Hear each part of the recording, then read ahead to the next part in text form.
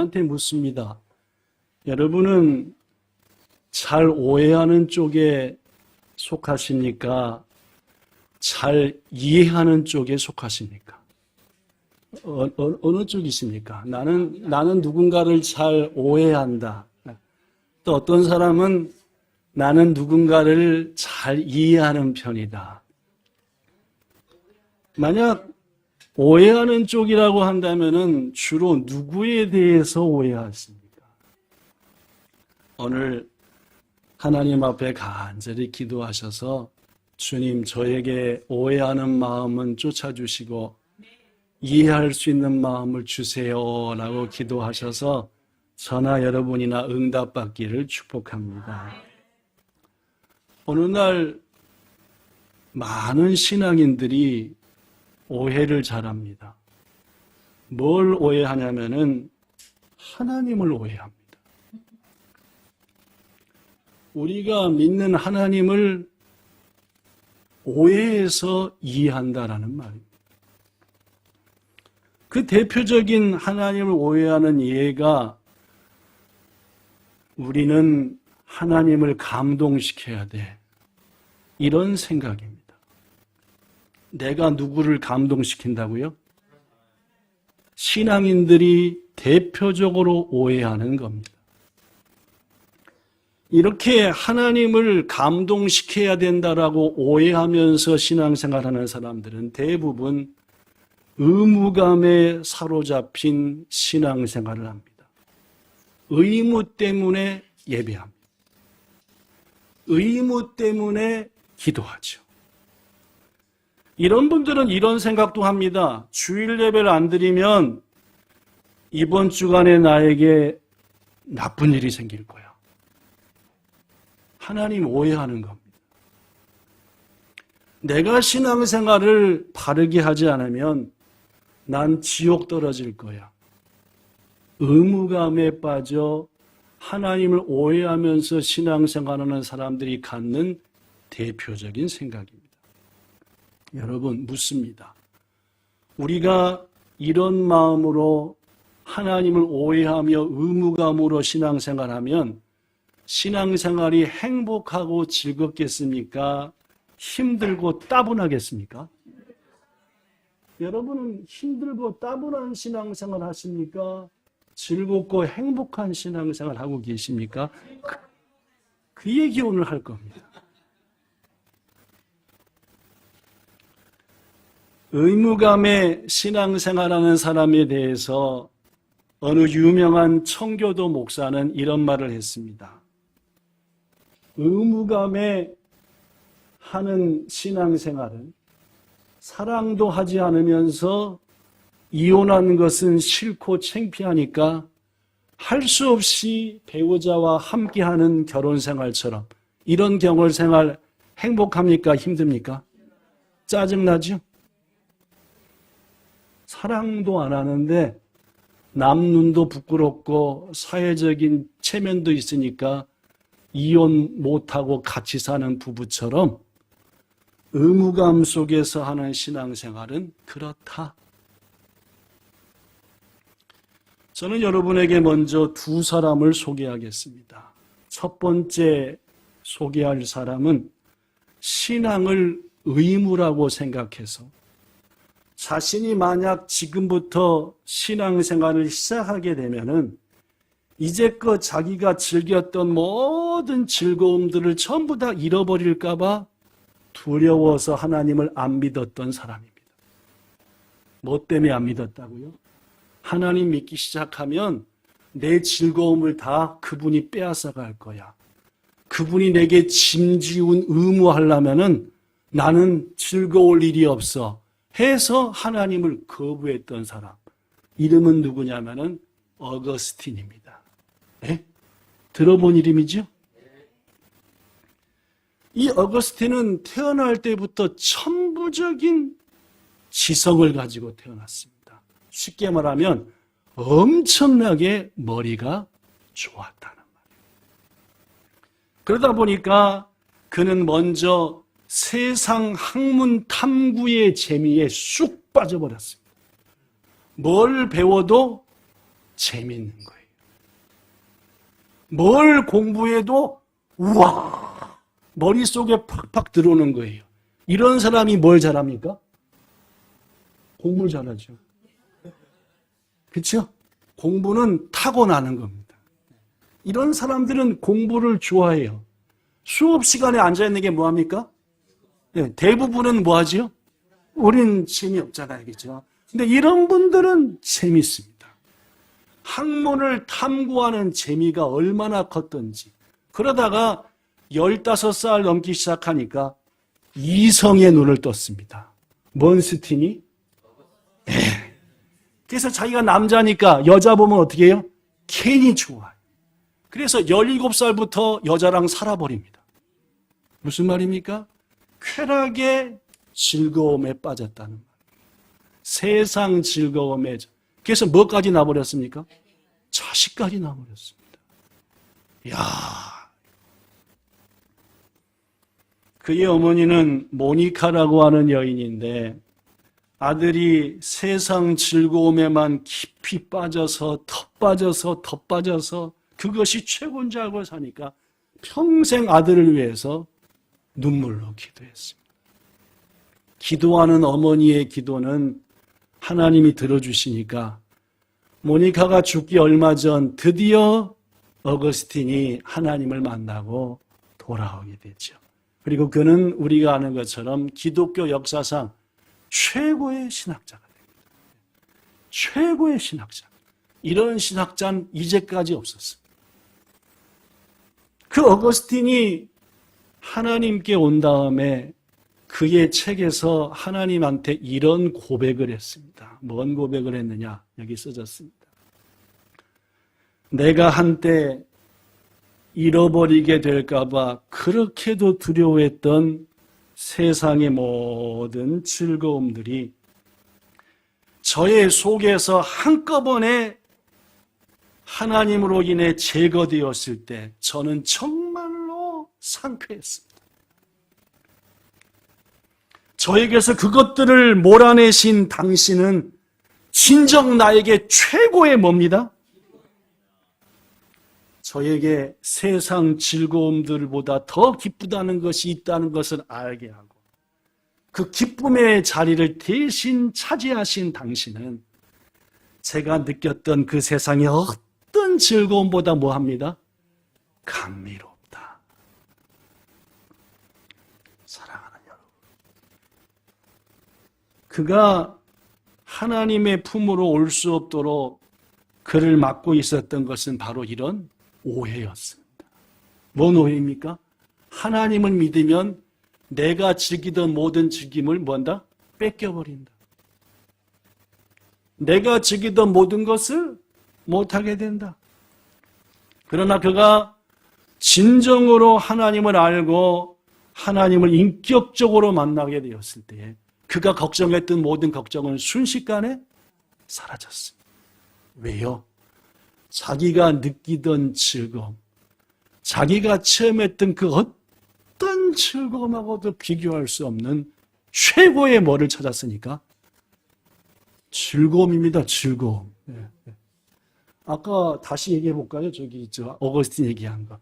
이제 자기가 이제껏 못 느꼈던 가장 큰 즐거움을 하나님 안에서 찾았으니까. 사랑하는 여러분, 어거스틴이 발견한 그 즐거움, 믿음의 선배들이 하나님이 좋고 신앙생활이 즐거워서 어쩔 줄 몰랐던 그 즐거움이 우리 속에서도 발견되고 우리 가운데도 충만하기를 예수님 이름으로 축복합니다. 하나님을 오해한 사람 또 한 사람 소개합니다. 첫 번째는 어거스틴이죠. 둘째는 자기 스스로 하나님을 감동시키겠다라고 생각한 사람입니다. 나는 누굴 감동시킬 수 있어? 하나님을. 이런 생각을 한 사람입니다. 누구냐? 이스라엘의 첫 번째 임금이었던 사울입니다. 사울이 임금에 오른 다음에 몇 년째? 네, 절 보십시오. 딴 데 보시지 말고. 2년째. 옆나라 블레셋이 이스라엘을 쳐들어왔습니다. 저들이 어느 정도의 군세를 가지고 쳐들어왔냐면 사무엘상 13장 5절에 보니까 병거가 3만, 요새로 하면 탱크가 3만 대, 마병, 말 타고 싸우는 장갑차 타고 싸우는 군사가 6천 명. 그 외의 군사는 해변에 뭐처럼 많다? 이야, 하여튼 수만 명이 밀려온 겁니다. 이에 대해서 사울왕의 군사는 몇 명이었냐? 사무엘상 13장 15절에 보니까 사울과 함께한 군사는 600명가량이라. 이게 아이 때는 몇 명? 수만 명. 우리 쪽은 몇 명? 싸움 돼요? 안 돼요? 여러분 같으면 어떻게 해요? 싸워요? 말아요? 네, 그렇죠. 예수님께서도 싸우기 전에 뭘 했어요? 아이 때랑 나랑 잘 비교해보고 안 될 것 같으면 다른 방법을 취해라. 그렇죠? 미리 따져봐요. 더구나 군사의 숫자뿐만이 아니었습니다. 사무엘상 13장 22절에 보니까 싸우는 날에 사울과 요나단과 함께한 백성, 즉 군사들의 손에는 뭐하고 뭐가 없었대요? 뭐 갖고 싸워요? 칼은 누구만 갖고 있대요? 사울과 그의 아들 요나단만 있다. 이게 왕하고 왕자만 칼 있고 나머지는 괭이 들고 삽 들고 있는 거예요. 아이 때는 뭐요? 탱크 타고 장갑차 타고 뭐 엄청 많은데 상식적으로 이 싸움은 게임이 안 되는 겁니다. 바로 이처럼 불리한 상황에 사울이 한 기가 막힌 행동이 있습니다. 뭐였게요? 사무엘상 14장 24절에 써져 있습니다.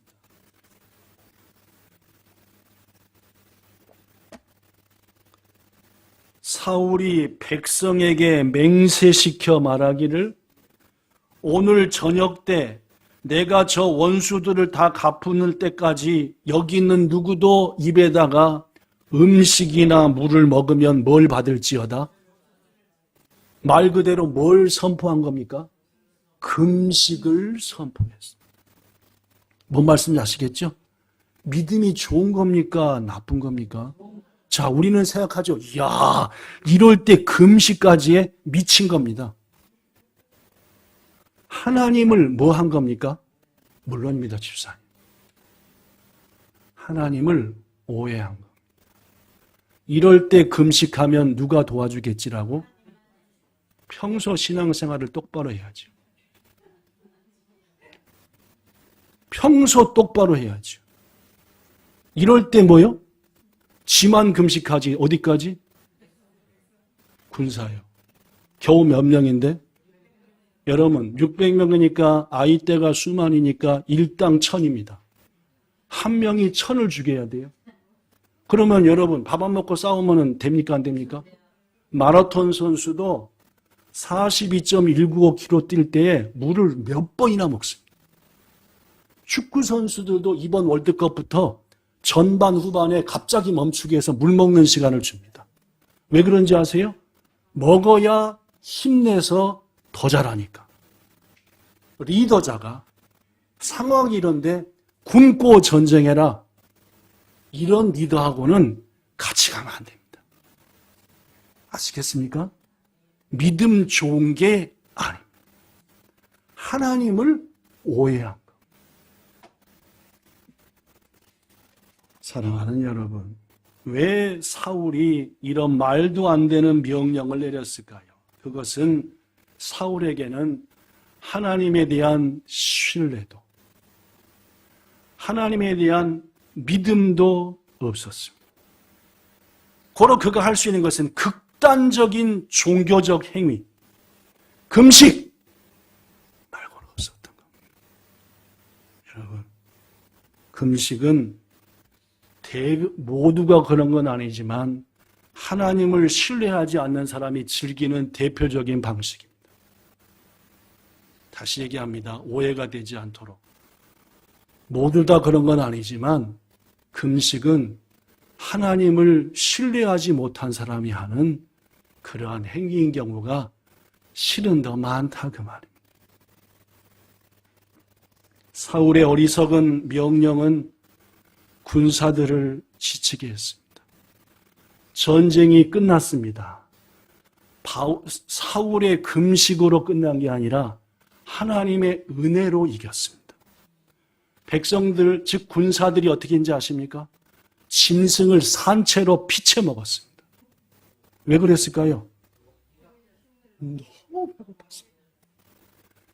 곧 죽게 생겼습니다. 그 후에 난리가 났습니다. 왜 백성이 이렇게 피채 먹느냐 해가지고 누구 책임이냐 막 성경에 보면 궁금한 분들 읽어보십시오. 사랑하는 여러분, 성경은 말입니다. 죄인인 인간이 하나님을 감동시킬 수 없다고 말합니다. 오해하지 마십시오, 여러분. 여러분과 제가 하나님을 감동시킬 수 있다? 착각입니다. 죄인된 우리는 하나님을 감동시킬 수 없습니다. 사울왕은 그저 종교인이었습니다. 그는 선하신 하나님을 인격적으로 만난 사람이 아니었습니다. 뭔가라도 해서 그분을 뭐 시켜야? 우리가 이 전쟁에서 이긴다라고 오해한 사람, 착각한 사람.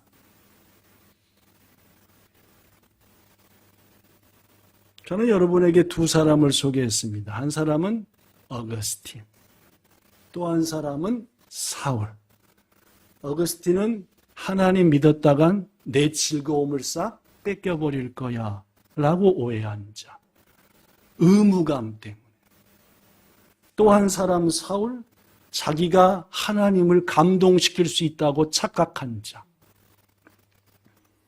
저는 오늘 여러분들에게 사울처럼 한때의 어거스틴처럼 하나님을 오해하지 않기 위해서는 뭘 알아야 되는가? 그 말씀을 드릴 겁니다. 하나님을 오해하지 않으려면 뭘 알아야 되느냐? 그 답은 여기 있습니다. 하나님께서 왜 세상과 나를 창조했는가 알아야 합니다. 왜 인간을 세상에 있게 했는가? 왜 여러분과 저를 이 땅에 나게 했는 이유를 알아야 하나님을 오해 안 합니다. 하나님이 왜 여러분과 저와 세상을 창조했는가 알아야 되는 게 답인데, 그 답을 알기 위해서는 먼저 한 가지를 또 알아야 됩니다. 하나님은 세상을 창조하시기 전에 뭐하고 계셨을까? 이겁니다. 하나님이 세상을 창조하기 전에 뭘 하고 계셨는가 알아야 그분이 왜 세상을 창조했는지를 압니다. 아시겠습니까? 모르겠는가 보다. 하나님이 우주 만물을 창조하려고 계획하시고 하신 거잖아요. 그죠? 뭔가 계기가 있으니까 하셨겠죠. 그죠? 계기가. 이유가 있으니까 하지 않았겠습니까? 그러면 도대체 하나님은 세상을 창조하시기 전에 뭘 하셨길래 세상을 창조하고 인간을 만들기로 마음먹으셨겠는가? 라는 말입니다. 엄청 중요한 얘기하니까 조르시면 안 됩니다. 무척 중요한 얘기하는 거거든요, 지금, 그죠? 자, 하나님이 세상을 창조하기 전에 뭐 하셨는가라는 힌트는 어디에 있습니까? 제 속에 있습니까? 성경에 있습니다. 성경에 없는 얘기하면은 안 되는 겁니다. 그렇죠? 성경에 있습니다. 구약 여러 곳에도 신약 여러 곳에도 있는데 세 군데 딱 소개합니다. 첫째, 잠언 8장 27절입니다. 잠언 8장이란 27절은 지혜에 대한 얘기가 나오는데 그 지혜를 자세히 보니까 실은 하나님이에요. 지혜가. 어떤 하나님이냐면은 제2위의 하나님. 즉, 이 땅에 오시기 전에 누굽니까? 제2위의 하나님은 세상에 오시기 전의 예수님이십니다. 아시겠습니까? 그 제2위의 하나님에 대한 얘기가 나오는데 잠언 8장 27절 시작. 그가 하늘을 지으시며 궁창을 해면에 두르실 때에 내가 거기 그가 나오고 내가 나옵니다. 더구나 이 장면이 뭐 하는 장면 같습니까? 천지창조의 장면 같으지요? 느껴지시죠? 그러면 이 천지창조를 했던 그는 누굽니까? 성부 하나님이십니다. 그 옆에 계신 내는 누굽니까? 당연히 성자 하나님인 겁니다. 그죠? 이 말은 성부와 성자 하나님이 같이 뭘 했구나? 창조했구나라는 걸 압니다. 그죠? 자, 욥기서 33장 4절에 또 이런 고백이 나옵니다. 시작. 하나님의 영이 나를 지으셨고 전능자의 기운이 나를 여기 보니까 이번엔 뭐가 나옵니까? 하나님의 영, 이른바 이 땅에 성령으로 오시기 전에 구약에 계셨던 제3위의 하나님입니다. 영이에요. 그가 나에게 뭘 주었어요? 지었고 전능자, 그 전능하신 성령님이 내게 기운이란 말은 생기라는 말, 생기. 호흡을 주어서 호흡하게 됐다. 이 말을 보니까 최소한 천지를 창조할 때는 세 분이 뭐 했다? 같이 했다. 성부, 성자, 성령. 실은 한 하나님이 서로 교제, 협력했다는 걸 알 수 있습니다. 그런데 여러분, 앞서 본 8장에 이런 말씀이 이어집니다. 잠언 8장 30절. 내가 그의 곁에 있어서, 여기서 내는 누굽니까? 제2의 하나님. 그분은 누굽니까? 제1의 하나님. 내가 그분 곁에 있어서 나도 뭐가 됐다? 예수가 창조자가 되어, 그 다음부터가 중요합니다. 날마다 그의 기뻐하신 바가 되었고 항상 그 앞에서 나도 뭐 했다? 즐거워했다라고 나옵니다. 이 말이 너무너무 중요한 게, 이 말씀을 보면은 성부와 성자 하나님이 어떤 관계였느냐, 삼위 하나님이 어떤 관계되느냐. 첫째, 날마다 그분의 기뻐하신 바가 되었다는 것은 내 성자 하나님이 성부 하나님의 기쁨의 대상이 됐다는 말입니다. 성부 하나님이 성자 하나님을 바라볼 때 기쁘기 짝이 없는 거예요. 즐거운 거예요. 노래가 나오는 거예요. 다음도 마찬가지입니다. 항상 그 앞에서 즐거워했다. 이것은 그는 성부 하나님입니다. 성자 하나님 역시도 누구 앞에서? 성부 하나님 앞에서 서로 뭐 했다는 말입니까?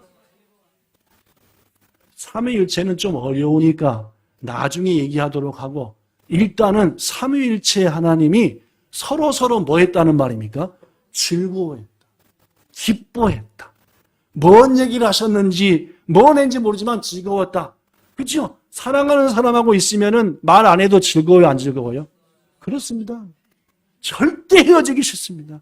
집에 보내기도 싫고, 보내서도 또 목소리라도 듣고 싶고, 이거죠? 물론이요. 즉, 창조 때의 삼위 하나님은 여기 써진 것처럼 서로 기뻐하고 서로 즐거워하면서 만족 가운데 계셨다는 말이에요. 지금 우리는 뭔 얘기하고 있습니까? 창조 전에 하나님이 뭐하고 있었냐는 얘기하고 있습니다. 그죠? 그 얘기하고 있는 중입니다. 자, 요한복음 17장에 예수님이 하는 기도가 나옵니다. 이 기도의 장면 중에 예수님이 기도하다 말고 창세 전, 조금 아까는 창조할 때였고 창조도 하기 전에 뭘 했는지가 힌트가 나옵니다. 보지요. 요한복음 17장 5절 시작.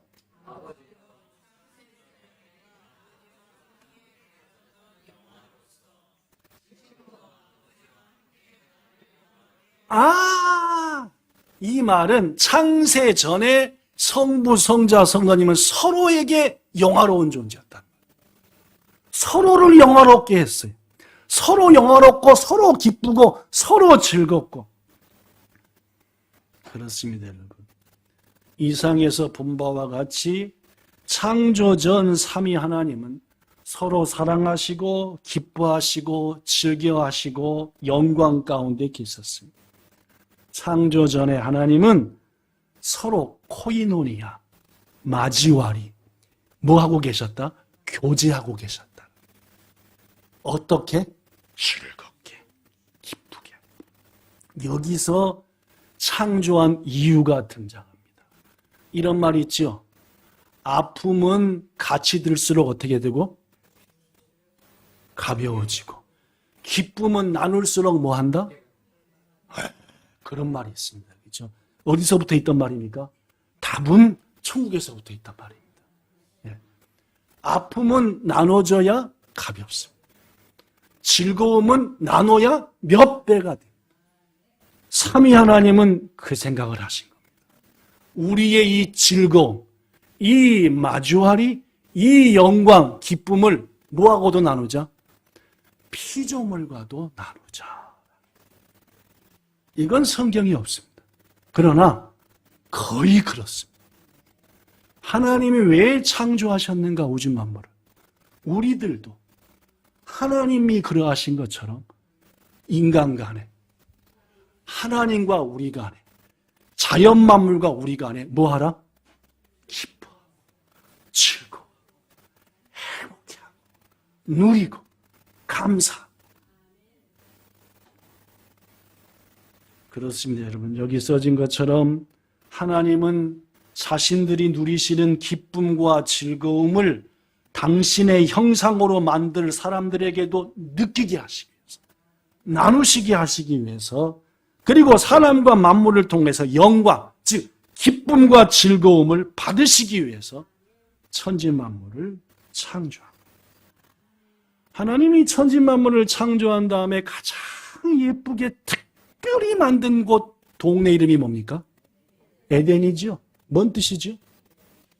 에덴이 뭔 뜻이죠? 이 뜻입니다. 이 뜻. 나왔네. 에덴은 뭔 뜻이냐 하면은 하나님을 기뻐하고 하나님을 즐거워하고 하나님 안에서 환희를 느끼라 해서 기쁨, 즐거움, 환희, 이게 에덴입니다. 에덴의 뜻이 기쁨, 즐거움, 환희.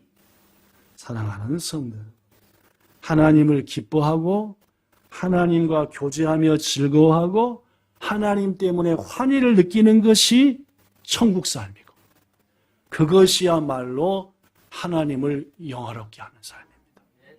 중요한 말이었습니다.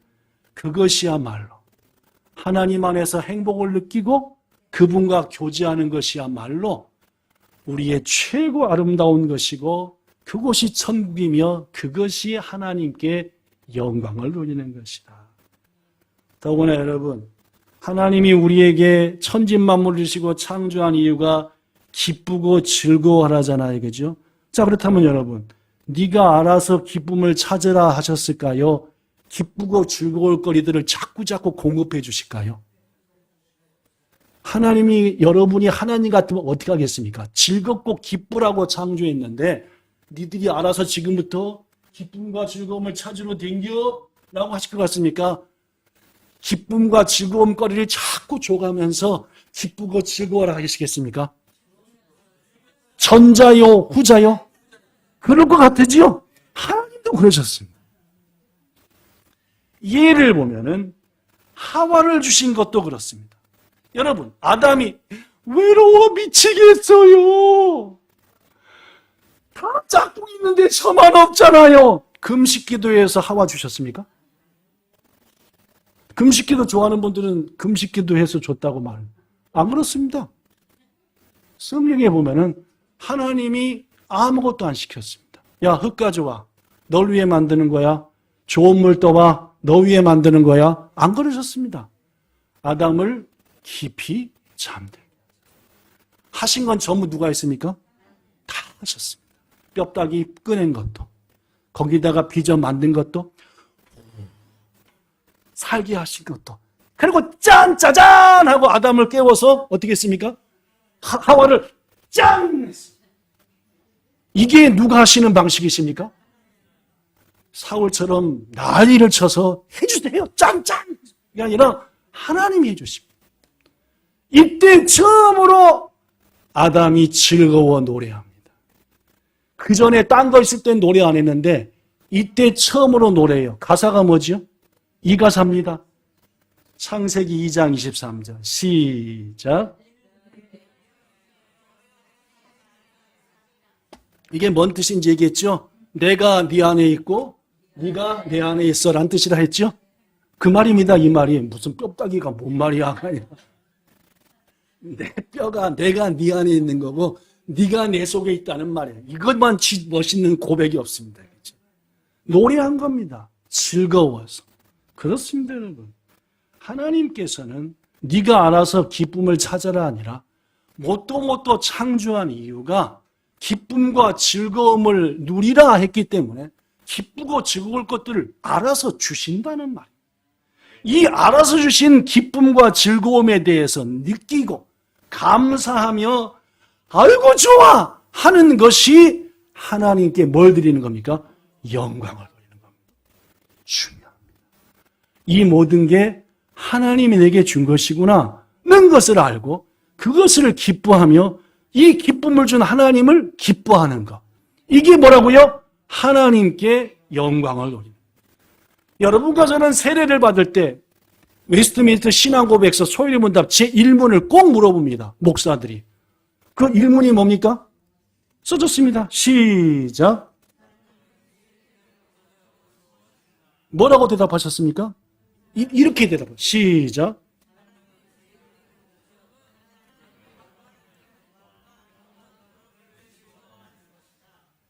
이렇게 말씀하셨을 겁니다.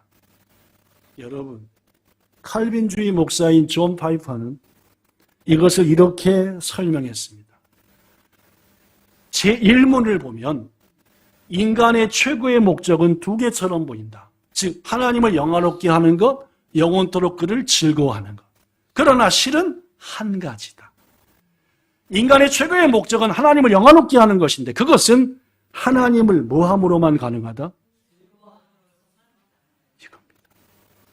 우리가 하나님을 즐거워할 때 그분 자체를 그분이 하신 일을 기뻐하고 즐거워할 때 그것이 곧 하나님께 뭐가 된다? 영광. 즐거워한다는 말이 중요합니다. 묻습니다. 여기서 하나님을 즐거워한다는 말은 하나님을 즐겁게 하라는 말입니까? 하나님을 즐기라는 말입니까? 잘 읽어보고 대답하셔야 됩니다. 여기서 하나님을 즐거워하라는 말은 하나님을 즐겁게 해드리라는 말입니까? 하나님을 즐겁게 여기고 즐기라는 말입니까? 물론입니다. 후자입니다. 이게 신앙생활의 핵심입니다. 하나님을 즐기는 게 기쁨의 지름길이요 하나님을 영화롭게 하는 지름길입니다. 청춘 남녀가 있다고 생각해 보세요. 이 둘은 너무너무 사랑합니다. 그런데 말입니다.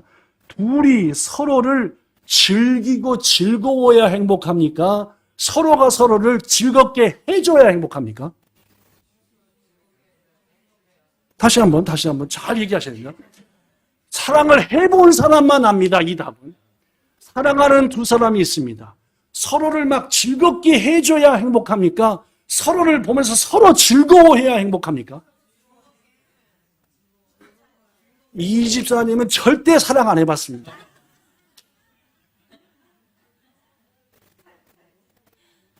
상대를 즐거워하지도 않으면서 상대를 즐겁게 해주려고 애만 쓰면 열 받습니까? 안 받습니까? 집사님 말씀이 딱 맞습니다. 피곤하고 짜증나죠. 그죠? 그 사랑 오래 갑니까? 못 갑니까? 못 갑니다. 그냥 있는 것만으로 상대가 뭐 해야 돼요? 즐거워야 돼요. 그걸 사랑에 미쳤다 그러는 겁니다. 내가 아무리 그를 즐겁게 하려고 해도 안 즐겁습니다. 지쳐요. 힘들어요. 누가 오래 가는지 압니까? 서로 보고 즐거운 거라. 서로 보고 즐거운 거 즐겁게 해주는 게 아니라 그냥 얘가 있으면 즐거우니까 미치는 거야. 근데 얘도 또 얘가 있으면 미치는 거야. 서로 보고 즐거우니까 니캉내캉 평생 살자. 그렇게 되는 거예요. 사랑하는 성도 여러분. 반대로 상대가 나를 즐거워하지도 않으면서 날 즐겁게 하면은 내가 상대의 그러한 날 즐겁게 하는 행동에 감동합니까? 안 감동합니까? 감동 안 옵니다. 뭐 합니까? 이거 시치코이하게 이거 철거머리 아니야?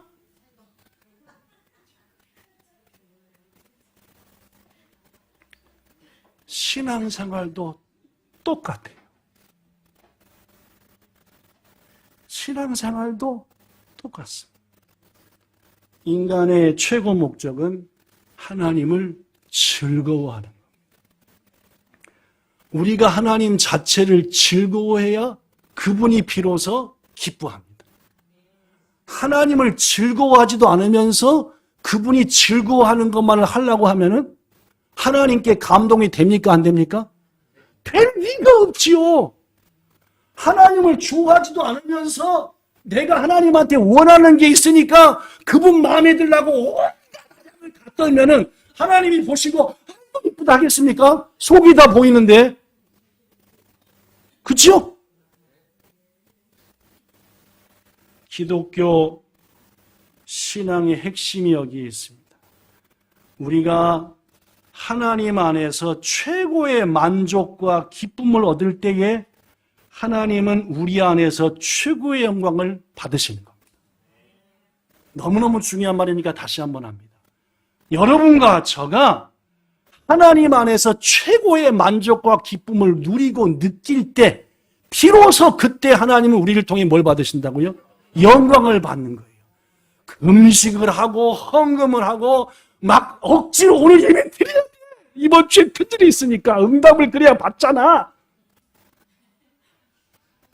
하나님이 안 즐거워하십니다. 영광 받을 일도 없습니다. 감동이 안 오거든요.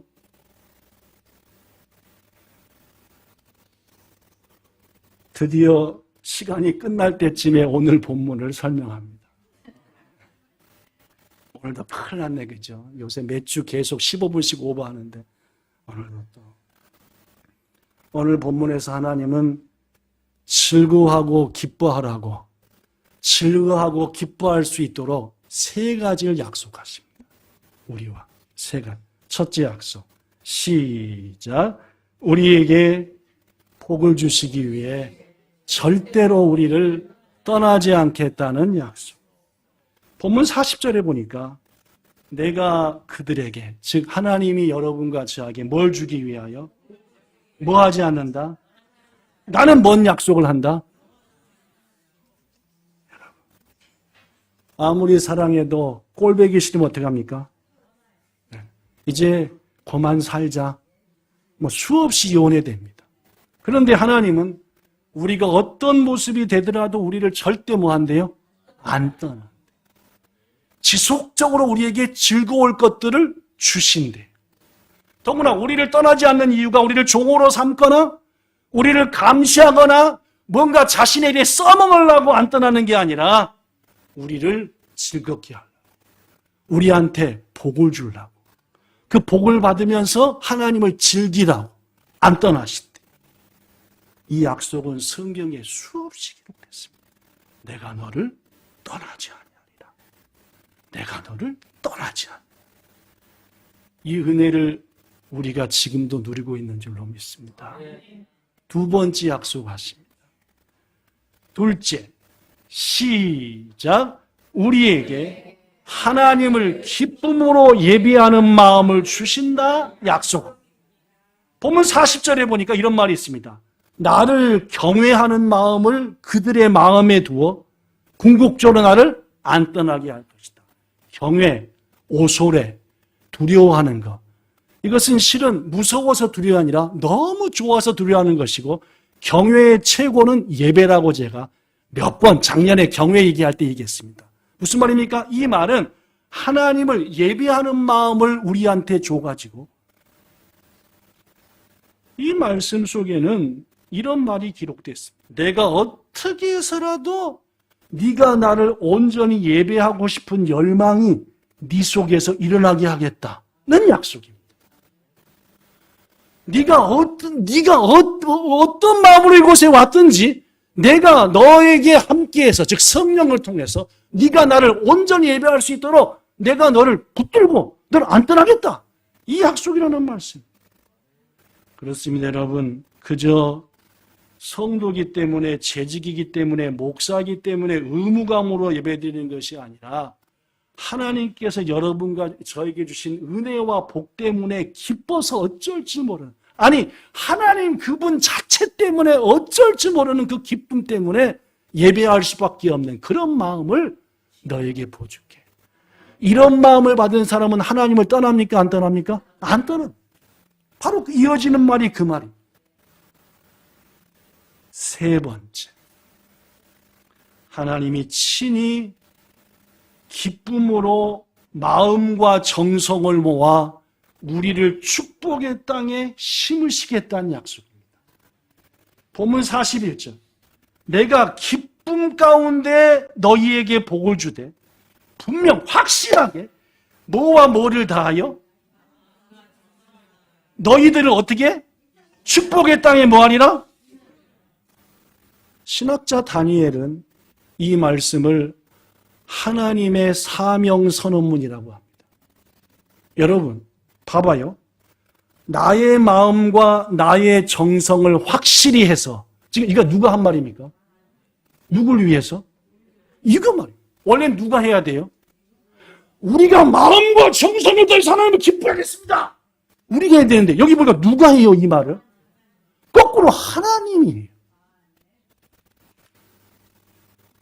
이 대목에서 우리에게는 눈물이 나야 됩니다. 야, 하나님이 날 좋아해도 진짜 좋아한다. 아예 우리 앞에서 선서하는 거예요. 내가 너희들 죽임을 위하여 마음을 다하고 힘을 다하고 온 힘을 다해서 축복의 땅에 심으리라. 선서. 딱 그 장. 나의 마음과 정성을 다하여 졸고 있고 예배 못 드리고 있는 그 누구도 내가 반드시 축복의 땅에 심으리라. 하나님이 하나님한테 다짐하며 선포하는 거예요. 여러분, 세상에 어느 신이 이렇게 인간을 섬깁니까? 세상에 어떤 하나님이 인간한테 이렇게 선서까지 합니까? 더구나 뭘로? 기쁨으로 한대요.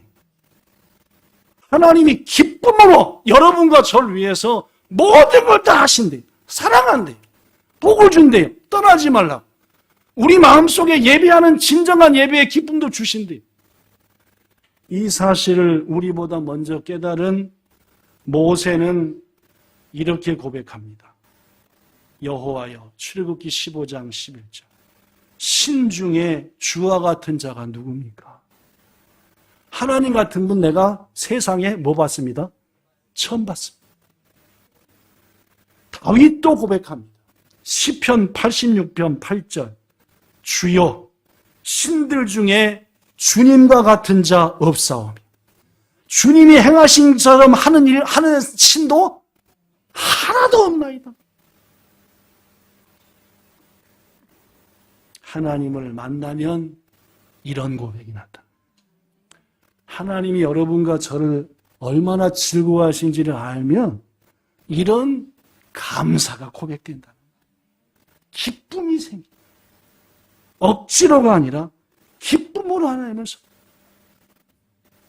그렇습니다. 말씀을 정리합니다. 우리가 하나님을 감동시키는 게 아닙니다. 오늘 말씀 들어보니까 누가 우리를 감동시킵니까? 이게 기독교입니다. 인간이 하나님을 감동시키는 게 아니라 하나님이 우리를 감동시킵니다. 그러기 위해서 가장 중요한 것, 하나님이 우리를 어떻게 감동시키고 있는지를 알아야 합니다.